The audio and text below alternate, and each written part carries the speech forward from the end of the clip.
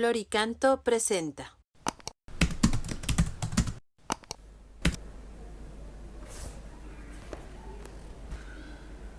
Número 307 del Compendio del Catecismo. ¿Quién es el ministro del sacramento de la reconciliación? Cristo confió el ministerio de la reconciliación a sus apóstoles, a los obispos, sucesores de los apóstoles, y a los presbíteros, colaboradores de los obispos, los cuales se convierten, por tanto, en instrumentos de la misericordia y de la justicia de Dios. Ellos ejercen el poder de perdonar los pecados en el nombre del Padre y del Hijo y del Espíritu Santo.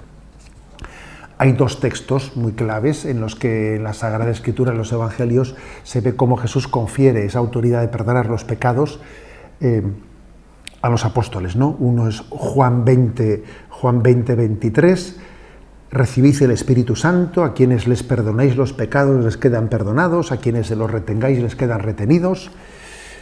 Otro es segunda carta a los Corintios 5, 18, donde dice: todo procede de Dios, que nos reconcilió consigo por Cristo y que nos encargó el ministerio de la reconciliación. San Pablo dice cómo Cristo nos ha reconciliado, pero al mismo tiempo nos ha encargado el ministerio de la reconciliación. Los apóstoles tuvieron una clara conciencia de ello en esa administración del sacramento, ¿no? Y no hay como, por ejemplo, uno escucha al sacerdote cuando imparte la absolución y queda claro que ese sacerdote tiene conciencia de que en el nombre de esta autoridad apostólica recibida está impartiendo el perdón de los pecados. Fijaros cuál es la fórmula que utiliza el sacerdote para el perdón de los pecados.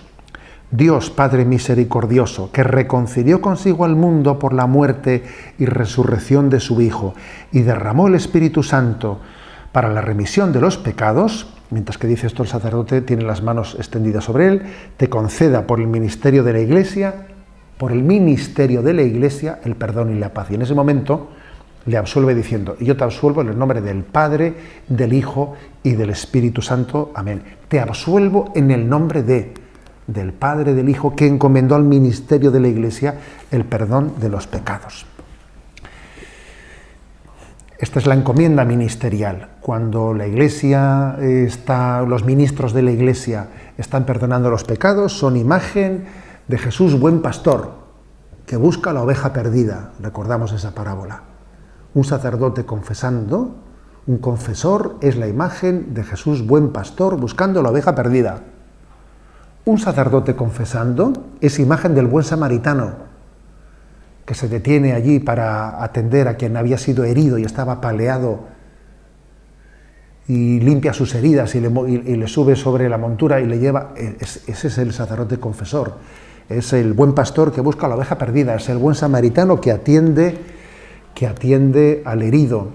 Es el padre de la parábola del hijo pródigo que sale corriendo buscando al hijo que se ha acercado.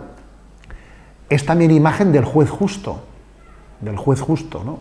En Lucas 18 se habla del juez injusto que no atendía a la mujer. Bueno, es que el confesor es imagen del juez justo que quiere restablecer la justicia, que es restablecer la santidad.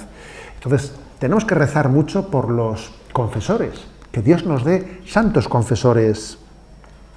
Un confesor, un ministro del perdón, no es dueño de ese sacramento, es un servidor, y por lo tanto está llamado a ejercitar ese sacramento con gran caridad pastoral, con delicadeza, porque está entrando en un terreno sagrado, que es el terreno de la conciencia. Está llamado ese sacerdote a ser experto en las cosas humanas, pero al mismo tiempo está llamado también a ser un sacerdote fiel al magisterio de la Iglesia, a no actuar desde las ideologías humanas o desde las sensibilidades humanas, sino desde la fidelidad al magisterio de la Iglesia, conduciendo a las almas a Dios, sabiendo que Él está asistiendo a un parto. Es como una partera, una comadrona que asiste a un parto de conversión, a un parto para la vida eterna, a un parto para la vida de gracia, ¿no? Conducir a las almas a Dios. Un ministro del sacramento del del perdón, un confesor que decimos popularmente, ¿no? Está también llamado a orar y hacer penitencia por los fieles, a orar por ellos. Tiene también una encomienda, no solo de, como se dice, escuchar las confesiones, no, orar por los pecadores. Señor, te oro por las almas que me has encomendado, porque me has llamado a algo que es impresionante. Os aseguro que los que somos confesores nos conmovemos, os lo digo así, nos conmovemos cuando vemos a personas que acuden a nosotros como ministros de Cristo y con una humildad impresionante, manifiestan sus pecados y su deseo y su profundo arrepentimiento y su deseo de comenzar una vida nueva. Eso a un sacerdote le conmueve y es una llamada a su conversión.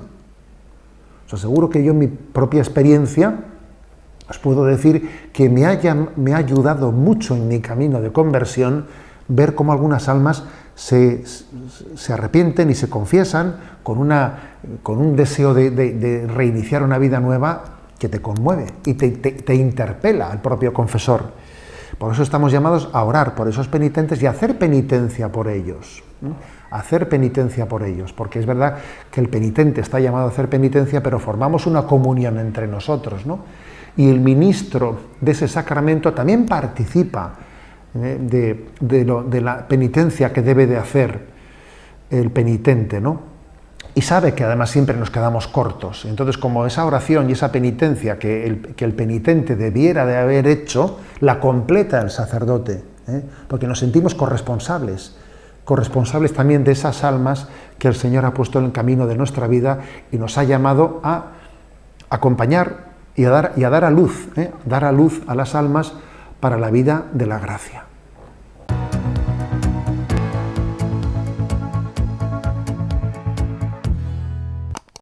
Flor y canto, Santa